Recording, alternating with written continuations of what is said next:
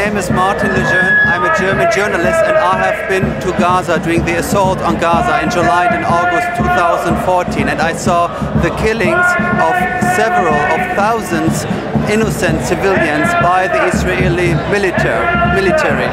And I was a witness at the Russell Tribunal in September 2014, and the jury of the Russell Tribunal decided that Israel is guilty of committing a genocide in the Gaza Strip. And I was at the Freedom Flotilla mission recently. I just came back from breaking the siege of Gaza, and I am organizing the first German ship sailing from Hamburg to Gaza that is breaking the siege of Gaza.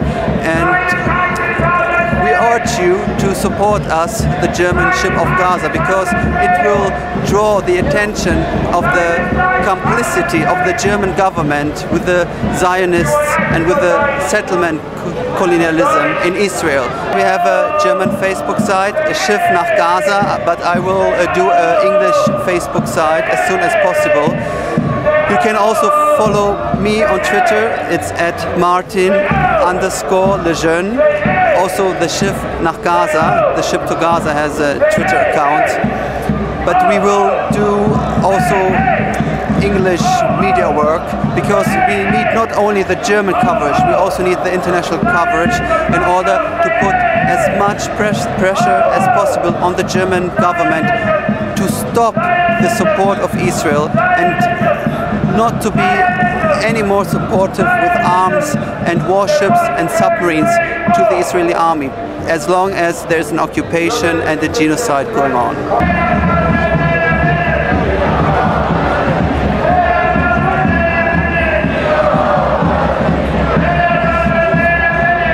People of Muslim countries around the world stand shoulder to shoulder with moral-seeking people in the support of the Palestinian nation and gather in the streets to remind the world of the barbaric crimes and atrocities of the occupying Zionist regime.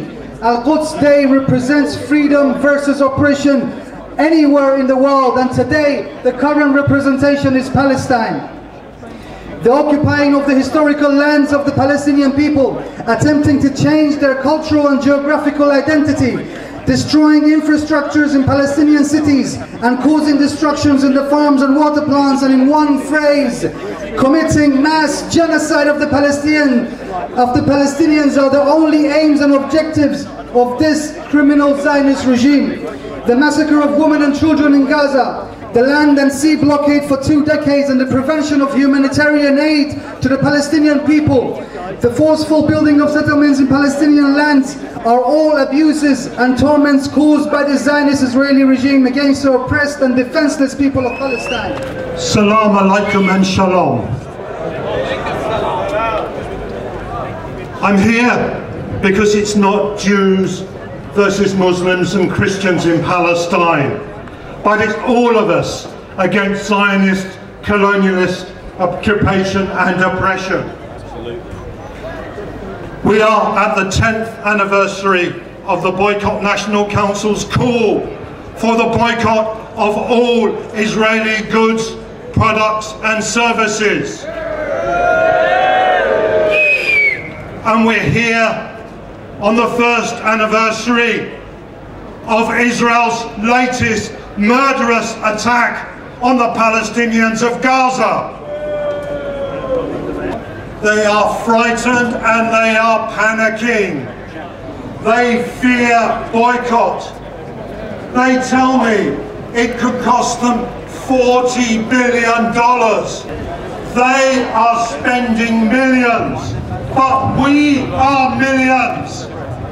I've just come back from a visit to the occupied West Bank, and what I saw there when I met lecturers and researchers and students in the universities, that it's not just the arrests and the shootings and the beatings that we see occasionally in the media, but it's the day-to-day insults and disruptions and indignities that make normal life impossible.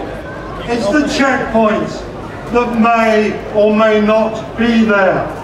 But your actions are limited by the risk that maybe you won't get home if you leave the university after 5 o'clock, so you can't stay on for activities and the normal life of the students. Our job is to intensify every aspect of BDS. Consumer boycott, sports boycott, cultural boycott, academic, travel, everything. You have your role to play. You must be boycotting Israel, and you must be telling everyone you know to boycott Israel. The main Hebrew prayer starts, Shema Yisrael. This means, hear, O Israel. And I say, hear, O Israel, free, free Palestine! Free, free Palestine! Everybody here knows the massacres, the hot blood that the Israelis spill. 2,200, the massacre started a year ago, today or yesterday. 1,300 earlier. We know these bloody massacres, the random shootings of men and children.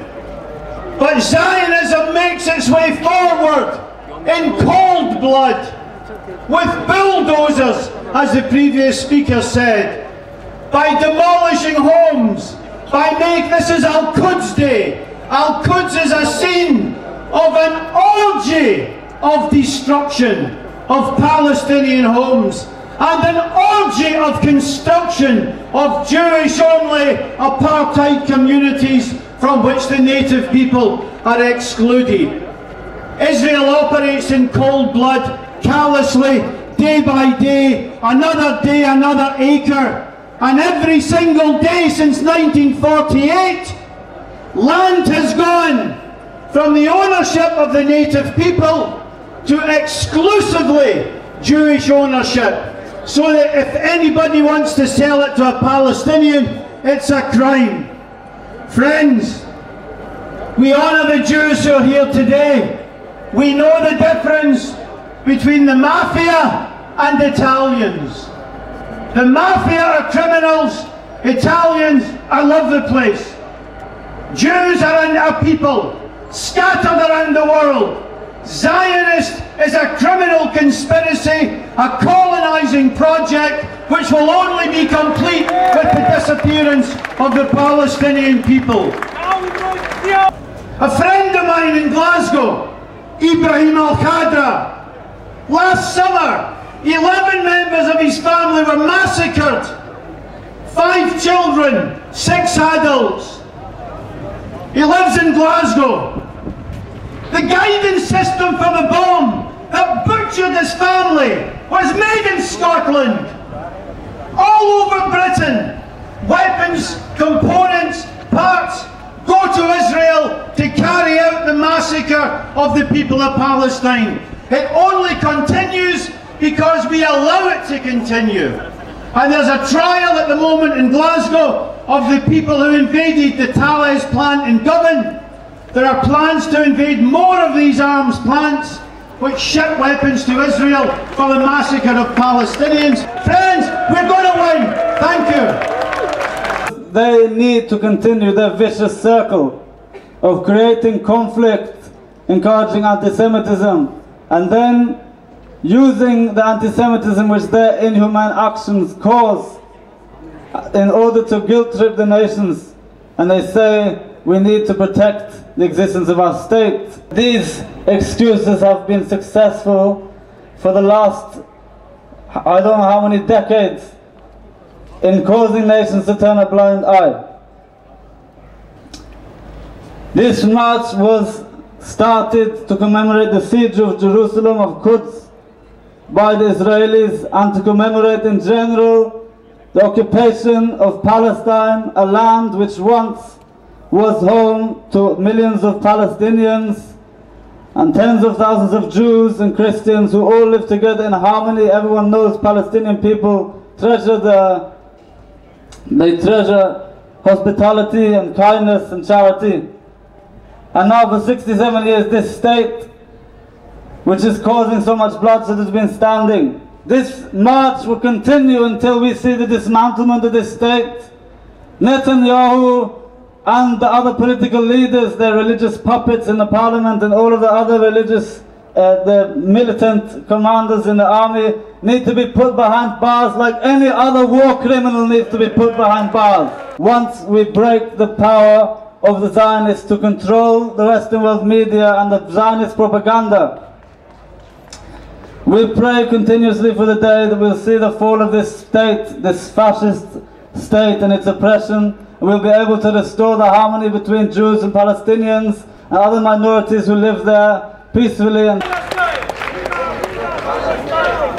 We are approaching the 9th year of the Gaza siege. Having been to Gaza on several occasions, I have witnessed the true nature of the catastrophe that started in 1948 and is still taking place as we speak right now, 67 years later. My most recent attempt to reach Gaza was on board of the ship Giuliano II, a project that was swept under the carpet by the mainstream Western media. The importance of such a trip with the Freedom Flotilla mission is not only to give hope to the imprisoned 2 million people in Gaza, but also, more importantly perhaps, to draw international attention to the ongoing siege and occupation of whole Palestine, Kullu Palestine. I am now organizing a German ship sailing from Hamburg to Gaza. Ironically, this is the same journey which several nuclear warships gifted by Germany to Israel have taken, and also a route that some German refugees took to escape the Nazis. I urge you to support the first German ship which sailed to Gaza as soon as we have raised enough money. We anticipate this will take place by the end of this summer. Join us in the cry to denounce Germany's unabashed and total complicity of the ongoing genocide in Palestine, the continued theft of Palestinian land, and the victimization of the Palestinian people. I am from the Palestinian Prisoners Campaign, a campaign that was launched by In Minds 3 years ago here at Al-Quds Day in 2012. I want to talk to you about the Palestinian child prisoners that are being caged in Israeli dungeons. We received a message from the mother of one of the boys, Ali Shamlawi. I am the mother of Ali Shamlawi, who was abducted by the Israeli army about 27 months ago. He did not exceed 16 years of age when they took him, falsely accusing him of throwing stones. He was taken to Al-Jalami interrogation center. There, he was subjected to the ugliest forms of torture and humiliation during the long hours of interrogation without a lawyer.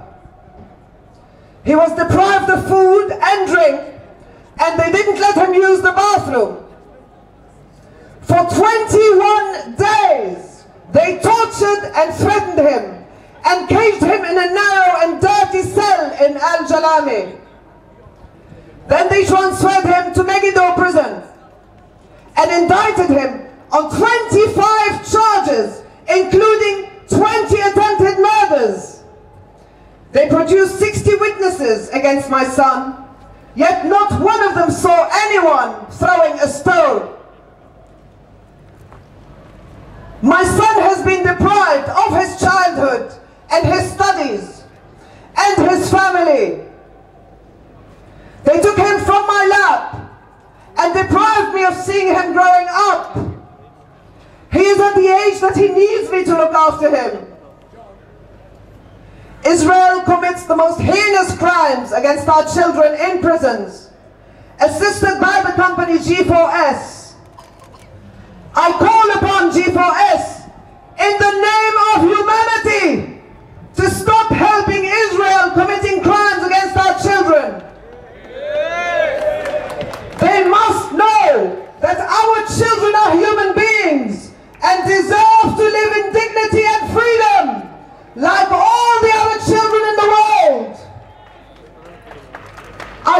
believe in the innocence of my son, as I believe that the sun will shine no matter how long the night, and that injustice does not last.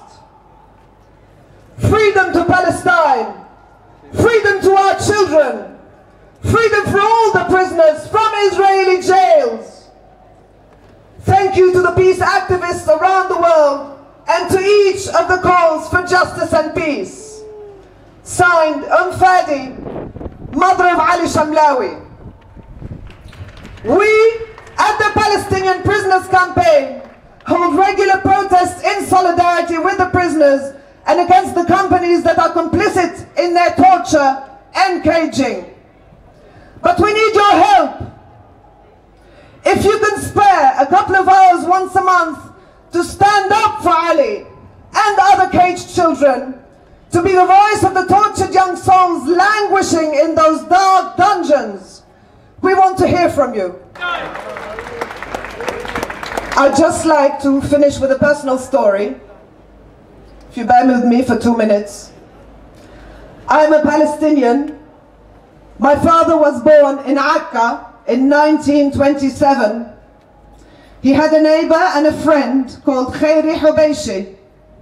They would walk to school together and spend some time after school playing, as children do, before walking back home together. As we all know, Zionist-free serenity reigned at that time. One morning, early in 1939, Khairi tells my father, "Wadir, I can't play this afternoon. I have to go straight home. My grandfather, Jiddi, passed away last night." My father said, "I'm so sorry, Khairi. I'm so sorry for your loss. When is the funeral? When are you going to church?" To which Khairi looked up and said, "But Wadir, we do not go to church. I am Muslim." I am recounting this story because it represents the true face of Palestine, the true energy of Palestine, the true spirit of Palestine. And that spirit must be reflected in our struggle for Palestine's freedom and liberation. We must put aside all sectarianism and unite for Palestine. Long live that spirit of unity! Long live Palestine!